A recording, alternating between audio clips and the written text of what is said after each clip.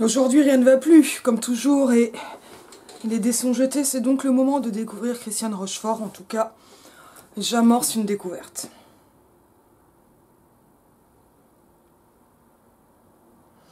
Christiane Rochefort, c'est un nom que je connaissais, mais pour un seul livre. C'était... Alors, et des fois, je confonds avec Élise ou la vraie vie, mais c'est encore autre chose, Élise ou la vraie vie. C'est les petits enfants du siècle que j'ai lu ado, qui m'a vachement plu. Et puis je ne l'avais jamais relu depuis. Alors, j'en ai parlé à des copines, notamment à Marion, bisous Marion. Bon anniversaire Marion. Qui m'a dit, mais si, c'est génial, et je vois bien qu'on en parle. Alors, et on en reparle, elle fait partie de ces autrices qui commencent à revenir, ou qui ont été lues sans forcément qu'il en soit parlé. Et soit c'est nombreuses comme ça, et je sais pas, peut-être qu'il y a une espèce de honte à lire des femmes, des poches, et puis de ce genre de format. En tout cas, j'ai lu Les Stances à Sophie. Je vais lire le début et parler un peu du bouquin. Je sais vraiment pas où je vais cette fois. Comme d'habitude, on ira bien quelque part. Alors, je vais lire le début parce que le début, il explique un peu quand même la suite. Et ça, c'est forcément toujours important. J'ai acheté sur Recycle Livre, il était nickel. Le sac à dos de course, c'est vraiment pas top. Hein. Là, moi, je dis vivement les vacances. Je l'ai saccagé. Alors, même la biographie, c'est vraiment une biographie que j'aimerais oser faire. Il faut que j'en envoie une pour un papier. Christiane Rochefort est née à Paris dans un quartier populaire, 14e, a eu peu d'aventures remarquables sous l'aspect pittoresque qui font généralement la matière des biographies, car elle a employé presque tout son temps à s'amuser, c'est-à-dire à peindre, dessiner, sculpter, faire de la musique, des études désordonnées, entre la médecine, psychiatrie et la Sorbonne, une erreur. N'a même pas essayé de préparer l'agrégation, à écrire pour sa propre joie, et pendant le temps qui restait à essayer de gagner sa vie, pour survivre. Elle a travaillé avec des gens pénibles, bureau, journalisme, festival de Cannes, jusqu'en 1968 et a été renvoyée pour sa liberté de penser. Et par contre, à la Cinémathèque pour Henri Langlois. A publié Le repos du guerrier 1958, livre dont on ne sait pas du tout pourquoi. Livre qui, on ne sait pas du tout pourquoi, a provoqué un scandale. Il est 1h30 du matin. Les petits enfants du siècle, 1961, sur l'urbanisme moderne, ce qui m'amuse, parce que c'est pas tellement... Si, c'est aussi un livre sur l'urbanisme. Les Stances à Sophie, Une rose pour Morrison, 66, Exercice de style sur des événements à venir, et enfin, en 69, Printemps au parking. Traduction de l'anglais en flagrant délire de John Lennon avec Rachel Misrabi, de l'hébreu, Le cheval fini, de Amos Kenan. S'il faut en croire ce que raconte le poète Homère, Ulysse, célèbre pour sa prudence dans toute la Grèce antique, s'était fait attacher au mât de son navire afin de résister à l'envoûtement fatal du chant des sirènes. Faute d'avoir imité son exemple, ou de s'être bouché à temps les yeux et les oreilles, Céline rôde, comme le colosse, se laisse prendre au charme d'une sirène nommée Philippe Aignan, qui lui promet le paradis, pour peu qu'elle accepte de l'épouser. Cela implique évidemment qu'elle renonce à sa vie de bohème, à son langage cru, et autres défauts qui, somme toute, ne sont pas indispensables pour être heureux, n'est-ce pas? Non, acquiesce Céline, à qui l'amour tourne la tête. Très honnêtement, elle s'efforce de devenir l'idéal Madame Philippe Aignan, charmante épouse d'un jeune cadre, nantie d'une bonne, d'un appartement, d'un vison, de relations qui sont également nanties de... etc. En apparence, c'est le parfait bonheur promis. Seulement voilà, Céline a une vue assez perçante pour aller au-delà des apparences jusqu'au fond des choses, et une langue assez effilée pour dire ce qu'elle y trouve, une façon de mort. La sottise des hommes installés est vertement pourfendue dans cette satire percutante dont le titre est emprunté à l'une de ces chansons de corps de garde nées de la bêtise qu'elle dénonce. On ne pouvait faire avec plus de brio le retour à l'envoyeur. Poum. Et on va commencer. Alors déjà, rien que ça, il y a beaucoup de choses à dire. Parce qu'on pourrait dire que d'une certaine façon, Les Stances à Sophie est la réécriture d'un conte de fées en déjà déplaçant le cadre et en allant vers le « ils furent heureux », en fait non pas tant que ça, « il fut heureux ». C'est un roman plutôt misandre. On va dire que c'est le côté féministe qui m'intéresse. C'est surtout le côté féministe qui m'intéresse.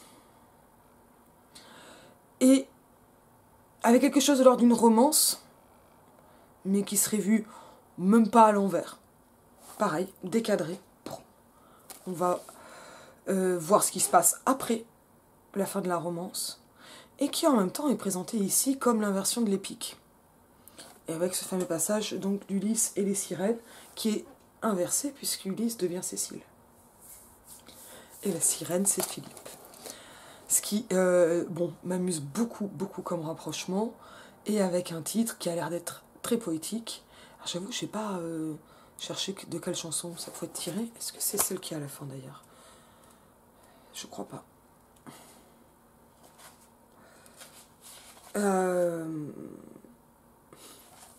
Peut-être.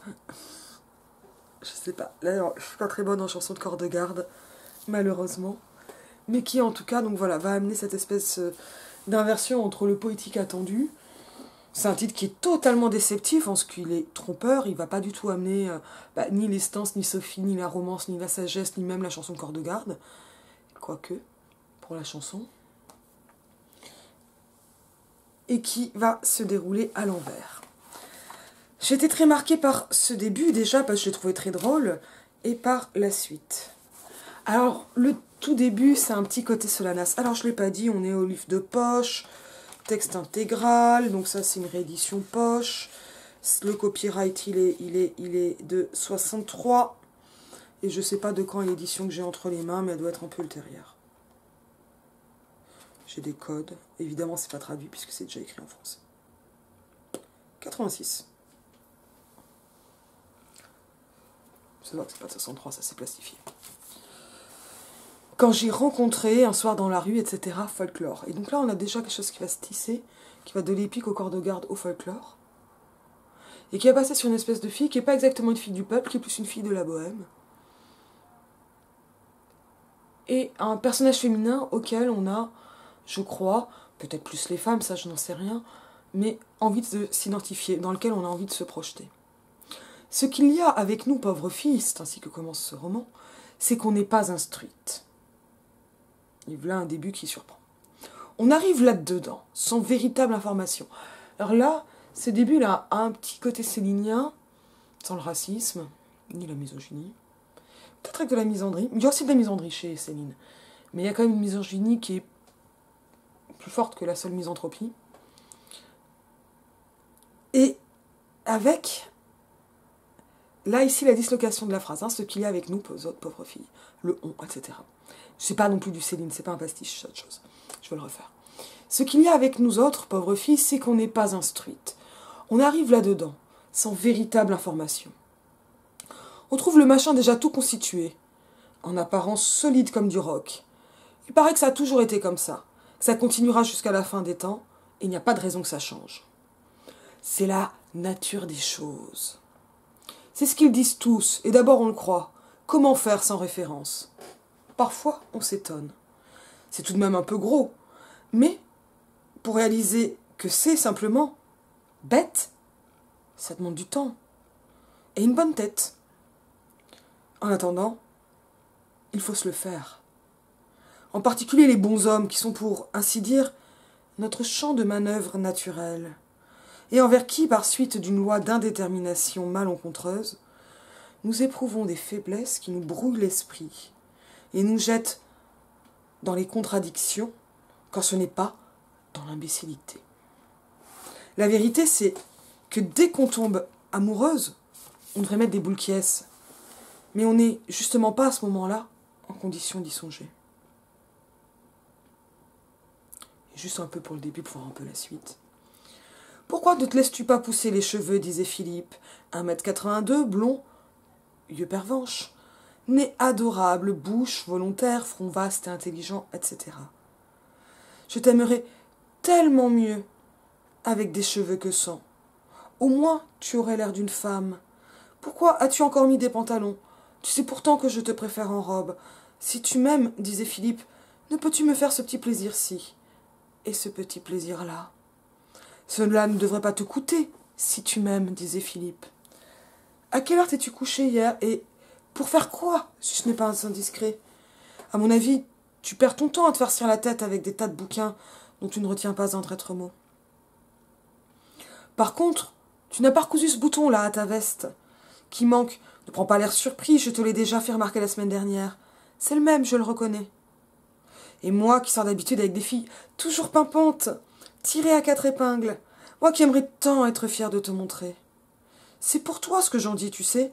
Si je ne m'intéressais pas à toi, ça me serait égal que ta façon de vivre te conduise à la catastrophe. Je me contenterais de prendre du bon temps avec toi, comme le font la plupart des hommes avec les filles qui se disent libres. Comme toi, trop contents qu'ils sont que vous aspiriez à cette liberté-là. Pour eux, c'est bien pratique, et quelle économie, d'ailleurs, tu dois en avoir fait l'expérience, puisque tu en as tant fait. Mais il se trouve que moi, je m'intéresse à toi, c'est différent. Alors, j'essaie de t'aider, disait Philippe. Toi, de ton côté, tu devrais faire un effort aussi. Tiens ta fourchette dans l'autre main. Ne ris pas comme ça, c'est vulgaire.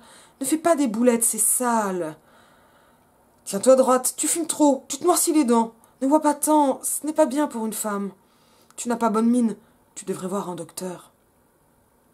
Pourquoi ne cherches-tu pas un vrai travail au lieu de faire 36 choses qui ne te mènent à rien? Ton insouciance me navre. Où te conduira-t-elle?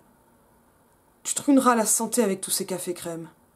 Promets-moi que demain tu te coucheras à minuit. Pour me faire plaisir, disait Philippe. Si tu ne le fais pas pour toi, fais-le au moins pour moi. Je me demande ce que tu fabriques au milieu de cette bande de ratés. Qu'est-ce que tu leur trouves? Ces gens-là ne sont pas pour toi. Tu vaux tout de même mieux que ça. Si tu voulais me faire un grand plaisir, tu cesserais de les voir. Si tu m'aimes, disait Philippe, ne peux-tu faire ceci qui me plaît et ne pas faire cela qui ne me plaît pas? Ce n'est pourtant pas compliqué, disait Philippe. Et moi, je l'écoutais bouche bée, je buvais ses paroles. Je leur trouvais un sens. Puis, ça t'avance à quoi, cette existence que tu mènes, hein? En définitive, ça t'avance à quoi? Que répondre? À rien, bien sûr. Ça ne m'avance à rien. Ça n'est pas fait pour avancer. D'ailleurs, avancer où? C'est fait pour quoi? Bien, je ne sais pas. Tu vois, dit-il avec un bon sourire, tu vois bien que tu ne sais pas. De fait, je ne vois plus rien du tout. Cet homme, c'est Attila. Là où il a passé, c'est le désert. Mon cerveau est rempli de nuages. Qui suis-je? Que fait-on ici? Mystère. Ah, ces grandes pensées confuses, dit-il. Ça a l'air très beau comme ça, très poétique. Et puis, quand on y regarde d'un peu près, c'est Brouillard et compagnie. Brouillard et compagnie, répète-t-il, satisfait de la formule. La vie, ce n'est pas ça. La vie, c'est beaucoup plus simple, mon chaton, que ça. Tu n'as pas envie, parfois, d'avoir une vie normale, disait Philippe. Normale, qu'est-ce que ça veut dire? Qu'est-ce qu'il y a une vie normale sur la Terre aujourd'hui? Moi, je veux bien, mais qu'est-ce que c'est? Philippe, cependant, paraissait le savoir. Son assurance défiait mes incertitudes. Les mettait en déroute. C'est fragile, les incertitudes. Depuis que je connais Philippe, je m'effiloche. Je me dissous, je ne sais plus où je vais, je suis un grain de poussière errant dans des espaces vides. Et dans cette perdition, je n'ai qu'un point fixe, qu'un refuge, ses bras. Là, tout est calme, immobile, tranquille et chaud. Là, c'est la paix et la sécurité. Tu vois bien, mon chaton, que tu as besoin de quelqu'un, que tu n'y arrives pas toute seule.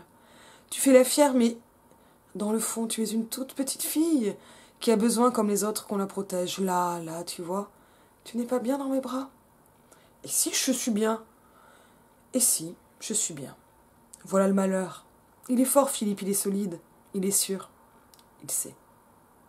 Il est là, il parle, et moi je l'écoutais, bouche bée, en robe, les cheveux tombant jusqu'aux épaules et la fourchette dans la main gauche. J'allais chez le médecin, j'avais des pilules jaunes. J'arrivais à l'heure, en me fondant sur la montre qu'il m'avait offerte à cet usage, et que pour plus de sûreté, j'avais réglé sur l'avance. Je l'aimais. Certains soirs, je me couchais à minuit pour pouvoir le lui annoncer le lendemain, toute glorieuse, et recueillir de sa bouche les félicitations. C'est très bien, mon chaton. Il faut continuer, tu verras comme tu te sentiras mieux. Je me sentais mieux. Je l'aimais. Je mettais de l'ordre dans ma sacrée chambre quand il y était espéré. Il ne l'aimait pas, ma chambre. Mais comme il habitait l'appartement familial, il fallait bien qu'il y vienne pour coucher avec moi. Il essayait de ne pas voir ce qu'a pris tout le mal que je m'étais donné. Il appelait encore mon désordre. De ne pas voir les trucs épinglés sur les murs, dont quelques portraits de moi peu décents. dû à des mains visiblement diverses, et autres souvenirs de bataille que je n'avais pas l'hypocrisie d'ôter, et qui le chiffonnaient. Il aurait voulu ne pas voir mon lit, dont l'état d'usure portait à ses yeux témoignage d'un défilé inadmissible. En particulier, il haïssait la couverture, sur laquelle tout était supposé. Il a trouvé d'un goût affreux, et il posait lui-même après tant d'autres ses bien-aimées fesses avec des délicatesses de donzelle, jusqu'au jour où, se couvrant de raisons esthétiques et du Père Noël, il m'en offrit une toute neuve, sans trace, où il se sentit aussitôt plus à l'aise. Il m'aimait, il voulait mon bien, et rien ne lui paraissait incompatible avec ce bien qu'il me voulait, comme ma façon de vivre, mon milieu, mes amis, mes habitudes, mes vêtements, ma coiffure, mon langage, mes goûts, mes idées, tout cela qui n'était pas vraiment moi-même. Le vrai moi-même, enfoui, étouffé, caché, celui qu'il aimait, étant de lui seul connu et destiné à être mis au jour par ses mains, tel un diamant tiré de sa gangue. Et moi, je l'écoutais, bouche bée, en robe, les cheveux tombant jusqu'au milieu du dos. Et sans aucune boule qui est. D'ailleurs, il a une si belle voix.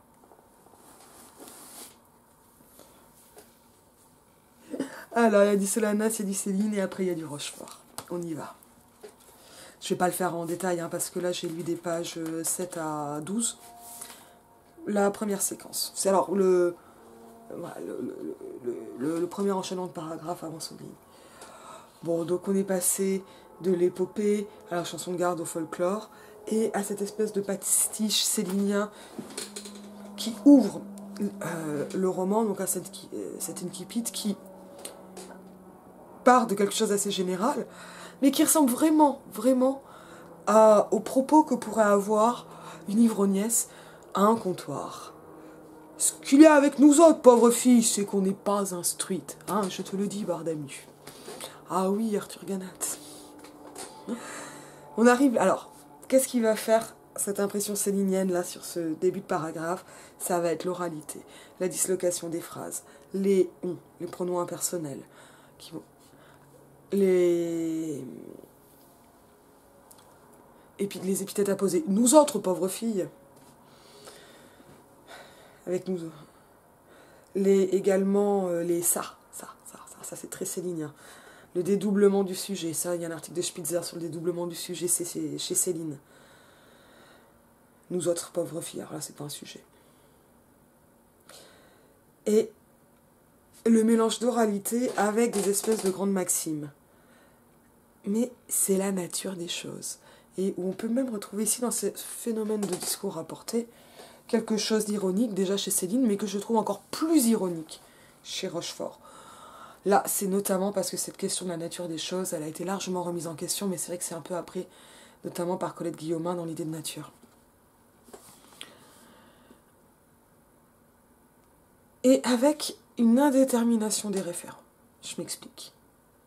On arrive là-dedans. C'est quoi là-dedans? La vie? Le patriarcat? Il n'est pas nommé le patriarcat, c'est pas un ouvrage de théorie. Mais on peut quand même défiler un peu les choses. On trouve le machin. C'est quoi le machin? Le système? Quel système? C'est pas précis. Parce que ça va parler de quelqu'un qui n'est pas précise dans sa théorisation, mais qui va être précise dans ses punchlines. Et ces punchlines, elles vont être de la façon dont le système théorique affleure, émerge, sans avoir forcément besoin d'être sous-tendu par un large exposé théorique. Un peu comme la métaphore et le modèle de pensée se distinguent pour Max Black. Mais Models and Metaphors, j'ai oublié la date, je crois que c'est 79, Cornel Poisse. C'est-à-dire que donc, ce qui va différencier une métaphore d'un modèle de pensée, c'est que le modèle de pensée, il a un modèle théorique qui va étayer le rapprochement et le justifier théoriquement, alors que la métaphore peut être plus ornementale, ou en tout cas son modèle théorique va être sous-jacent. Moi, ce qui m'intéresse globalement dans les métaphores, et ce que je relie à mes analyses stylistiques, c'est un des axes que j'essaie d'étudier, ou d'approfondir, de cerner, c'est de voir comment la punchline, la vanne, la phrase incisive elle va arriver et elle va jouer un peu le rôle d'une fusée d'alarme, d'une fusée éclairante ou d'éclairage. Elle arrive, poum, et là, il y a un moment où on voit et on voit plus. Et donc, elle ne permet pas en elle-même de reconstituer le modèle, mais elle montre qu'il y a quelque chose à reconstituer, ou à expliquer, ou à théoriser. Et là, j'ai vraiment l'impression qu'on est en plein dedans. Donc, il paraît que ça a toujours été comme ça. Ça, c'est quoi ça? Ce machin, là-dedans, voilà. Et là, avec ce moment, c'est ce qu'ils disent tous, et d'abord on le croit, comment faire sans référence. Et donc finalement, il y a un peu comme une espèce de mise en abîme. Alors, c'est pas une mise en abîme explicite, c'est moi qui vois une mise en abîme entre la punchline éclairante et justement la difficulté à savoir, à comprendre et finalement à se casser. Et c'est ça qui va constituer l'estance à Sophie, comme le roman de formation, non pas de Sophie, mais de Céline.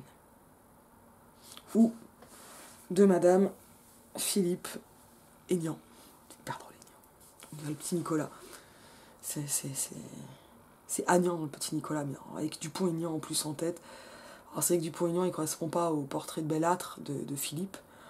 Moi, j'avais Dupont-Aignan en tête tout le temps. Ça marchait encore plus. C'était hyper drôle.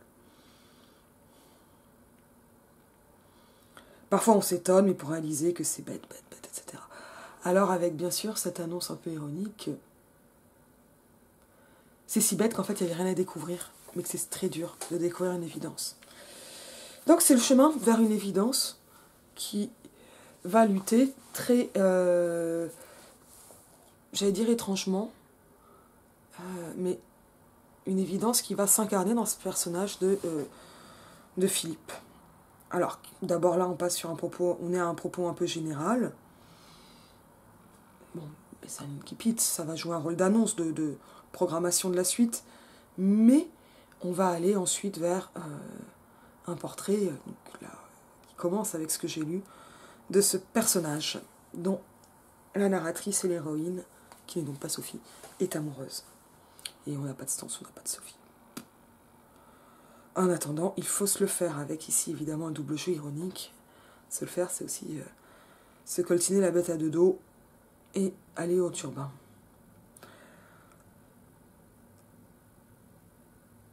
Par suite d'une loi d'indétermination malencontreuse, nous éprouvons des faiblesses qui nous brouillent l'esprit. Ceci rappelant les indéterminations préalables, là-dedans, le machin, en apparence, ça. C'est ça les indéterminations. Mais ces indéterminations, on ne va pas savoir si c'est faute de modèle théorique ou faute de clarté d'esprit, si c'est parce que l'amour rend aveugle, ou en tout cas brouille la vision, même intellectuelle, mais aussi, finalement, c'est aussi le rôle que joue Philippe que d'être l'incarnation parlante de ces évidences, qui en fait n'en sont pas. Donc des évidences de c'est la nature des choses, ça ne changera pas, avec une véritable autre évidence, bien plus dure à évider, à plutôt révéler, mettre en avant, qui va être que tout ça, c'est bête. Qu'est-ce qu'on peut en dire déjà? C'est drôle. Bon, vous n'êtes peut-être pas hilar sur vos canapés, puisque de toute façon vous êtes tous en train de faire la vaisselle. Mais il va y avoir du comique qui va passer par la gouaille de la narratrice, donc cette oralisation, ces jeux d'emphase, et qui en même temps vont avec par exemple des périphrases très concrètes. Nous éprouvons des faiblesses qui nous brouillent l'esprit, nous jettent dans les contradictions quand ce n'est pas dans l'imbécilité, pour désigner l'amour. Auquel s'oppose immédiatement la vérité. Et donc cet amour, il est bien explicité, on l'avait compris. On devrait mettre des boules qui est, avec ici une réécriture comique du mythe d'Ulysse face aux sirènes. Et c'est... Bon, ce sont bien des boules qui est, cette espèce de réécriture concrète, contemporaine, et féminine et gouailleuse de l'épopée, produit un effet comique qui me semble assez marqué par ce jeu de dissonance entre le registre épique et ici quelque chose de l'ordre d'une romance comique. Et là, après, on a comme ça 2 pages de Philippe, portrait très rapide et télégraphique, 1m82, blond, vieux pervenche, inadorable, bouche volontaire, front vaste, intelligent, etc. etc. Il va vraiment montrer que le style télégraphique est ironique et qu'il correspond ainsi en tout point à une forme de cliché mesuré. J'avais été très marquée en feuilletant des journaux Salut les copains. Ça avait été ramené de brocante, ça. Parce qu'il pouvait y avoir des questions, par exemple la Sylvie Vartan, des choses comme ça, qui étaient par exemple pour savoir les mensurations de Sylvie Vartan. Et très concrètement, les mensurations étaient données, mais données à un point tel qu'on on pouvait entièrement habiller Sylvie Vartan, on avait la largeur de ses doigts et tout, des mains, pour pouvoir faire les gants, ça.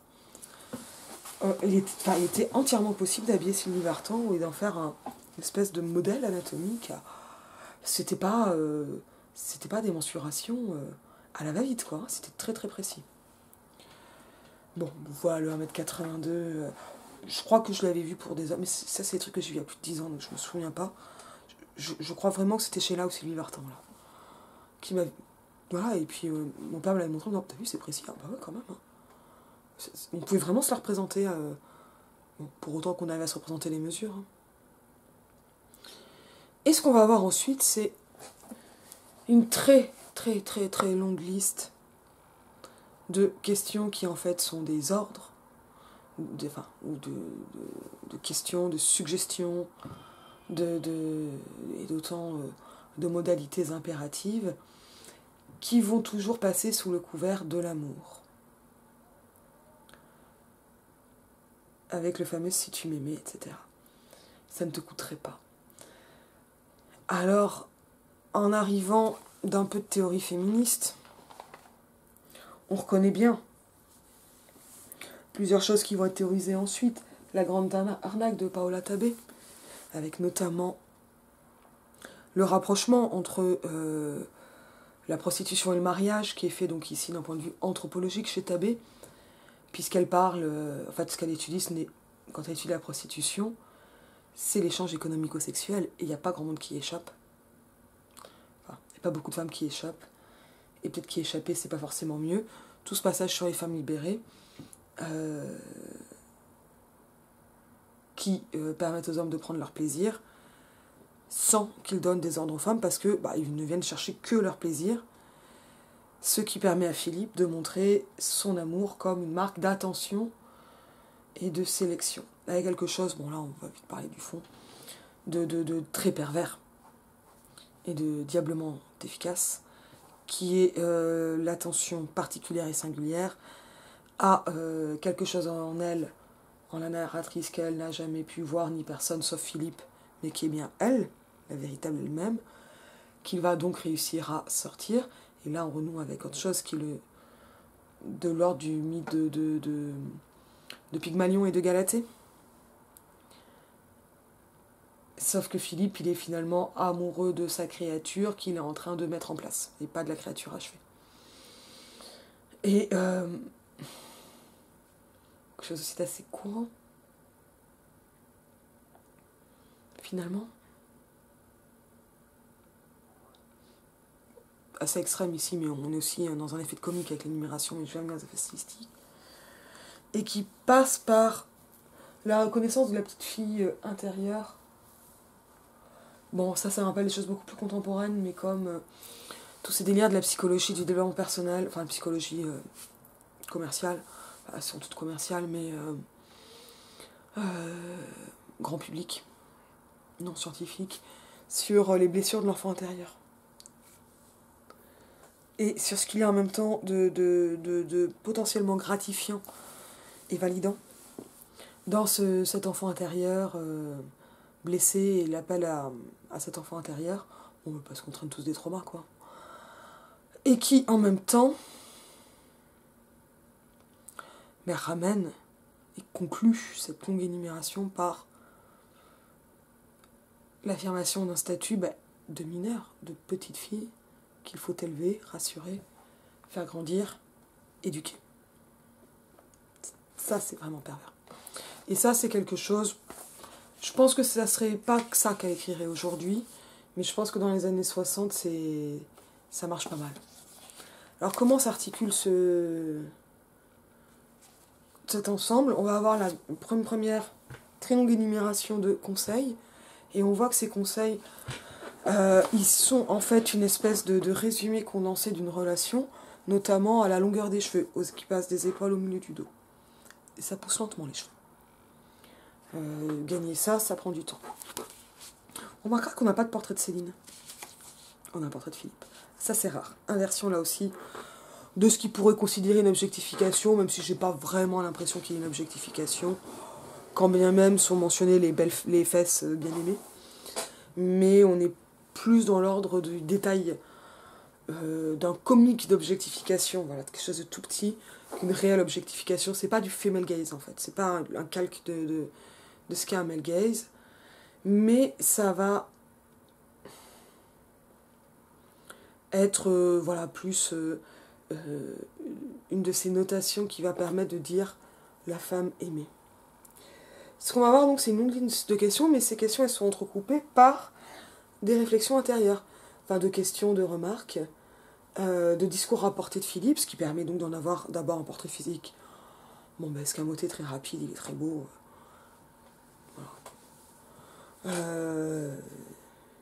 Bon, yeux bleus, moi, c'est pas trop mon truc, mais pourquoi pas. Désolée. Je veux vexer personne. Et avec ensuite voilà, entrecoupé de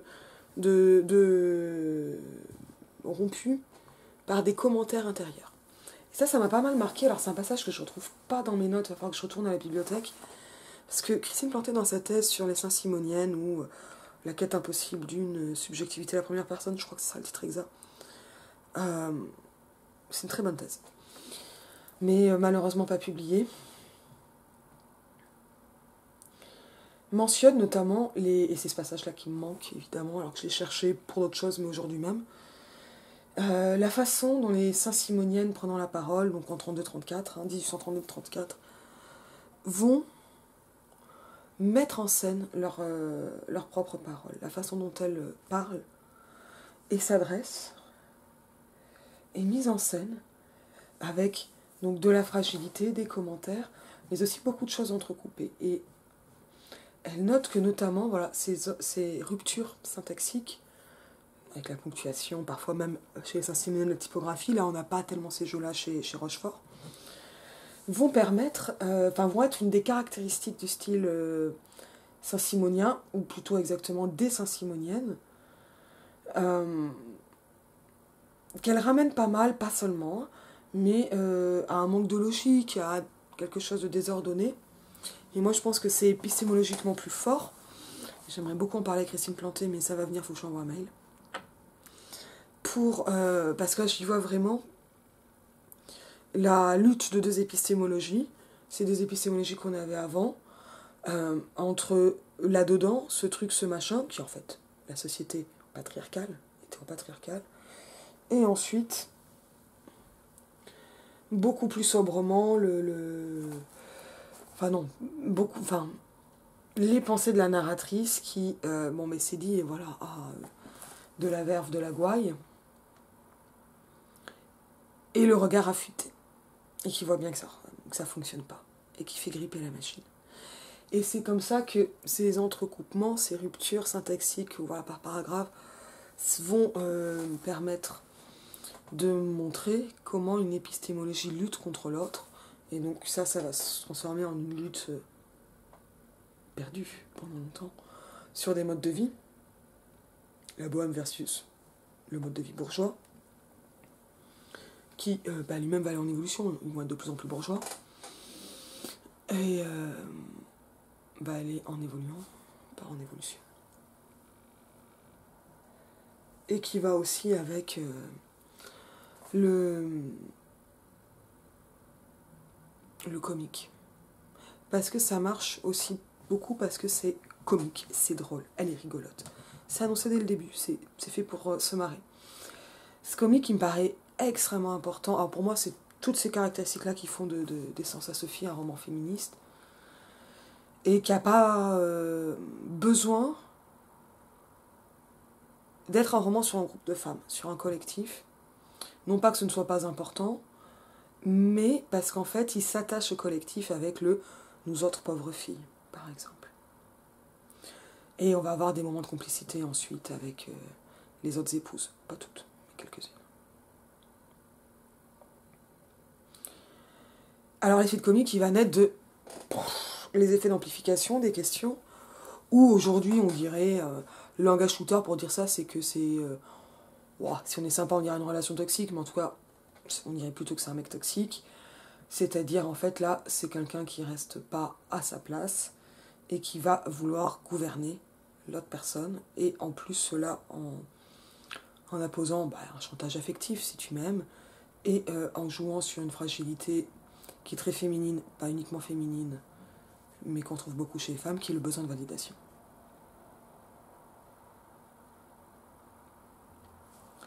Et qu'elle va chercher comme le besoin de sécurité.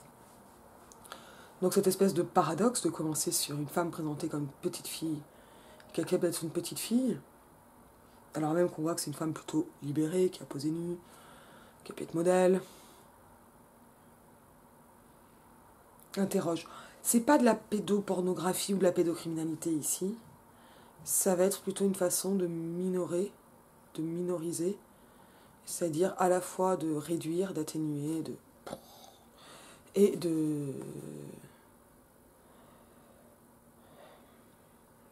mettre dans un statut de minorité, c'est-à-dire sous tutelle.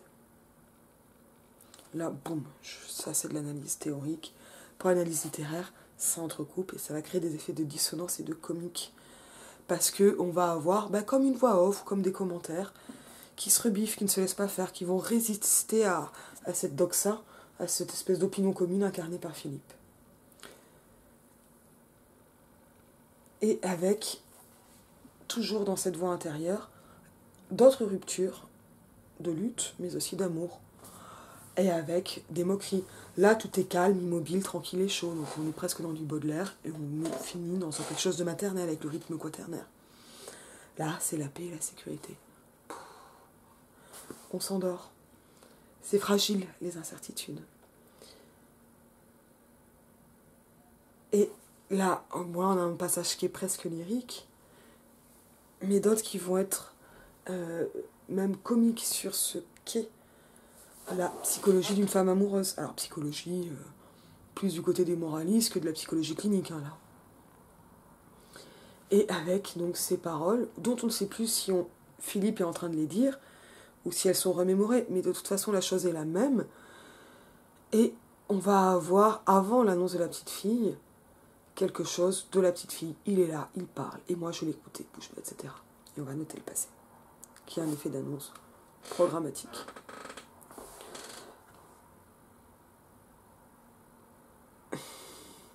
Et avec tous ces besoins de validation qui vont passer par sa bouche, avec un S majuscule, à ça, comme pour une majesté ou une divinité. Et l'ensemble des phrases, tout ça, des phrases de Philippe, tout ça permet de mettre en place quelque chose qui est de l'ordre de ce qu'on appellerait un sommaire. En fait, ce ne sont pas exactement des résumés de paroles, ça va résumer... Donc normalement, le sommaire, c'est le résumé d'une scène, et sinon on peut avoir ce qu'on appelle le discours narrativisé. C'est quand le discours rapporté et résumé. Et là, en fait, il est bien rapporté, mais sans guillemets, sans distance, comme dans un flux de pensée, parce que de toute façon, les paroles de Philippe deviennent les pensées de la narratrice. Et voilà ce que certaines féministes ont appelé la colonisation misogyne. Et donc, qui fait qu'elle va penser comme Philippe, cela au nom de l'amour. Et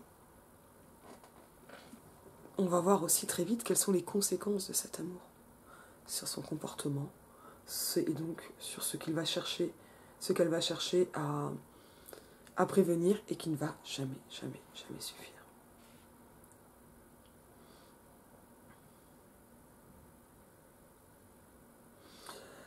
Autre élément qui me semble extrêmement important, les aspects, les dimensions concrètes. Ici, on n'entre pas dans le sordide, mais ça va ramener au réel. Je mettais de l'ordre dans ma sacrée chambre quand il y était espéré. Là, on est dans la femme amoureuse. Il ne l'aimait pas, ma chambre. Là, on retrouve les discours rapportés de Philippe. Mais comme il habitait l'appartement familial, il fallait bien qu'il y vienne pour coucher avec moi. Et là, on est dans le quotidien et le concret. Avec le raisonnement logique, l'obligation, la contrainte, qui fait aussi de Philippe un homme, certes grand, fort, etc., mais dépendant de ses parents. Alors que c'est lui qui va appeler l'autre petite fille. Donc tout ça, là, les jeux d'antithèse et d'inversion vont avoir des effets ironiques, bien sûr.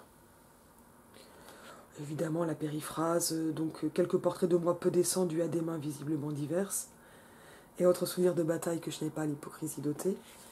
Là, on va avoir quelque chose de presque épique pour désigner des dessins érotiques d'elle-même. Alors ça, c'est des trucs qu'on peut trouver chez Sade, de temps en temps. Mais qui vont contourner la réalité, mais pour mieux la souligner, parce que c'est marrant de souligner cette espèce d'impudeur et la gêne de Philippe.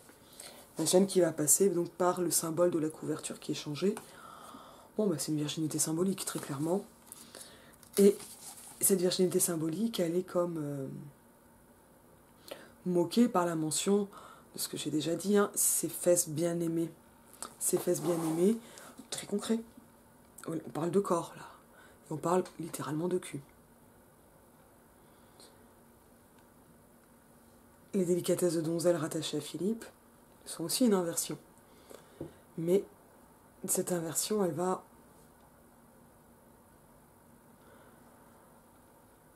pas féminiser le personnage. Elle a surtout un effet ironique et comique.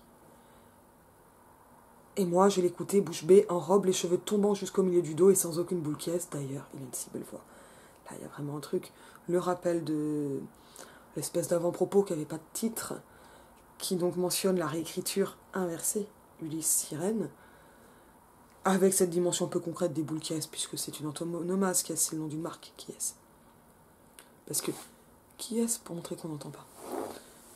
Et en même temps, qui est, c'est tranquille.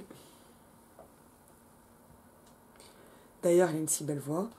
En fait, on voit la femme amoureuse en ce qu'elle va répondre en compliment à ceux qui est en train de la perdre. Et l'inversion, elle est mise en avant, elle est relevée avec ironie, avec un effet comique, parce qu'elle en est ridicule d'être si amoureuse et de tout faire.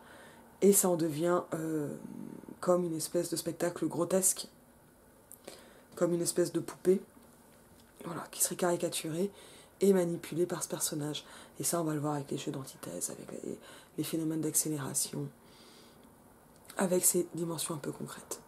L'existence à Sophie, c'est donc, en quelque sorte, le roman de formation d'une femme, finalement, au moment où, peut-être, non pas elle devient une femme, mais où il ne devrait pas y avoir de roman de formation dans le mariage. Une jeune femme comme ça, un roman de formation classique, ça aurait été les études, pas trop éparpillées, la rencontre de Philippe, on n'a aucun innamoramento, donc coup de foudre au premier regard, on n'a pas tout ça, il est déjà là, elle est déjà amoureuse, et en fait le Philippe lui-même compte peu, ce qui compte c'est qu'il est là. Et la romance, elle commence donc là où elle devrait finir, par le mariage. Nouvelle inversion. Bon, ce mariage, il va amener pas mal de choses, il est raconté lui-même. Assez drôle le mariage et les scènes de mariage. Les deux personnages vont s'installer ensemble et évoluer ensemble avec diverses aventures. Alors c'est un roman qui n'est pas entièrement comique.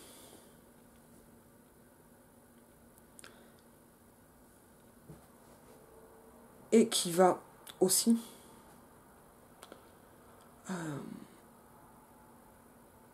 montrer comment on peut passer de ce que l'on appelle le casser quelqu'un, c'est-à-dire le vanner, à la véritable cassure. Et ça va occasionner quelque chose que j'ai trouvé très très intéressant dans l'essence à Sophie, c'est-à-dire un changement dans les réponses, beaucoup moins frontal, beaucoup plus trollesque. Et elle va passer d'une espèce de lutte ouverte à Madame Philippe-Aignan, au décadrage. On bouge les règles du jeu. Et là, elle va gagner en liberté, en émancipation. Donc en fait, il y a une véritable émancipation, un peu par l'art, mais ça va être de courte durée, je ne rentre pas dans les détails, hein. Je vais essayer de pas trop spoiler. Mais cette émancipation, elle se fait vraiment par la parole, et ça, c'est quelque chose que je trouve très touchant. Bon, évidemment, je suis littéraire, hein, d'abord. Parce que cette libération par la parole,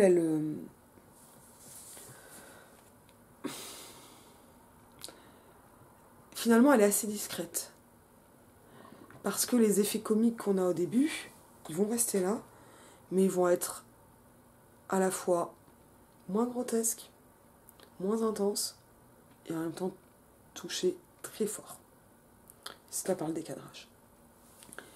Et par la mise en avant progressive de là ce qu'il n'y a pas encore, c'est-à-dire des contradictions de Philippe.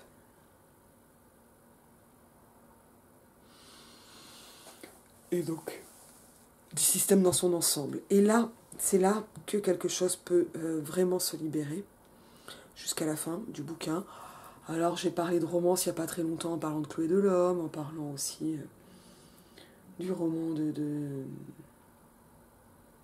Catherine Dufour. Il y a quelque chose de ça. Sauf que Delhomme est féministe, mais par rapport à Rochefort, et je suis sûre que Delhomme a lu Rochefort, ces effets de coupure d'oralité, d'emphase, de dissonance, d'écart dans les registres, donc, voilà, ce qui va nourrir des effets comiques, mais aussi des effets de déséquilibre. Je trouve que dans le cœur, je sais plus quoi, de l'homme, je fais une vidéo dessus, ça peut amener à quelque chose qui va en rester au niveau de la potagerie, globalement. Et pas mettre aussi, de façon aussi emblématique en scène, ce que peut être au niveau individuel une lutte patriarcale. Parce qu'il y a une dimension allégorique énorme dans ce bouquin. Et voilà, après c'est très drôle sans ça, hein, mais voilà. C'est comment une femme, enfin moi je le lis vraiment comme comment une femme devient féministe et s'attaque à ce qui a l'air d'un roc, le patriarcat. Et le mot roc, il va solide, ça apparaît, et pour le machin, le truc, le là-dedans, patriarcat. Et pour Philippe, le patriarche. Et donc par rapport à Dufour c'est plus burlesque en gros.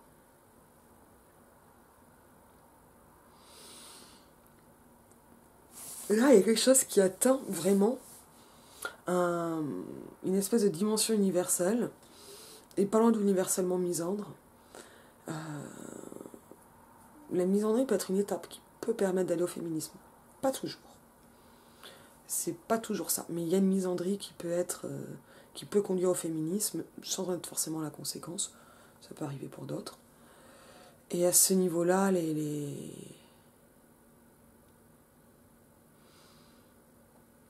ça va être une misandrie de réaction, en fait. Et donc on a une espèce de misandrie de réaction, mais en fait, on comprend pas immédiatement, mais le récit est une analepse, c'est un retour en arrière, qui va ramener à peu près, ça c'est un peu comme dans la recherche du temps perdu, mais dans d'autres dimensions avec un autre style, évidemment, au présent la situation d'énonciation, celui qui permet d'écrire. Mais ça ne va pas être affirmé dans l'Estance à Sophie, qui est un livre bien plus modeste, évidemment. Mais il y a quelque chose de proustien à ce niveau-là, sur cette boucle. Et cet apprentissage de la parole, je l'ai trouvé vraiment fascinant. Parce que la parole de l'héroïne, de Céline Rhodes, et c'est le roc, et c'est le colosse finalement, ça va apparaître finalement par une rareté de la parole. Comme s'il s'agissait de moins en faire, de donner moins de prise par les punchlines, pour garder vraiment les meilleurs, les coups bas, clairement. Alors je pense qu'on peut vraiment lire en étant très mascu ou très misogyne et y trouver son compte. Hein. On n'aura pas la même lecture, mais on peut y trouver son compte. Et cet apprentissage de la parole, il se fait ainsi par une parole qui va être d'autant plus percutante qu'elle est plus rare. Et en fait, moins comique, ou qu'elle va moins rechercher le comique. Ça, c'est quelque chose dont j'aime beaucoup parler avec Mylène, qui pour moi est vraiment central, j'en parle de temps en temps ici, mais c'est finalement comme si la possibilité d'abandonner le deuxième degré, bon ben là, elle passe d'abord par une espèce de vie bourgeoise de silence, ou de conversation sans signifiance, sans signification, sans sens. Il y a un petit moment où elle dit voilà, qu'elle écoute la conversation, que c'est un rythme, qu'elle écoute pas les mots, elle s'en fout. Et il y a le moment où elle va s'en foutre pour de vrai, elle va arrêter. Un peu comme dans la chanson Clémence est en vacances d'Anne Sylvestre finalement. Pas exactement, mais pas loin. Et ça, c'est vraiment quelque chose que j'ai trouvé de très très fort dans le statut de la parole, dans l'Estance à Sophie. Bon, c'est logique pour un roman dont le titre contient, et faussement, un genre littéraire, c'est un titre thématique. Donc là, je donne des lignes très très larges. J'ai pas vraiment envie de spoiler l'Estance à Sophie. C'est un livre qu'on trouve pas trop difficilement d'occasion.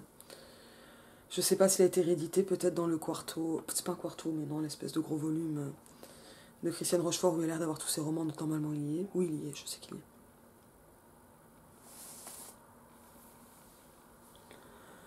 Mais c'est un bouquin qu'on peut vraiment lire d'une façon légère et qui montre, je crois, et c'est quelque chose que j'ai trouvé vraiment de truculent, d'agréable à lire, de marrant et de... Voilà. Alors moins punchlinesque où ça démonte pas la tête comme d'autres livres, hein. Mais quand même ça peut monter et ça fait un bien incroyable, ces punchlines. Pour ça, ça me rappelle Delphi, Milette, Beauvoir. Voilà, ça sans problème. Et c'est une vraie histoire à laquelle on se laisse vraiment prendre avec beaucoup de choix narratifs que j'ai trouvé très très fins. Je suis mise en place des habitudes, mais c'est un dada. Bon, là après, si je les détaille, je vais vraiment tout spoiler. Alors je reste là et je vous dis à bientôt.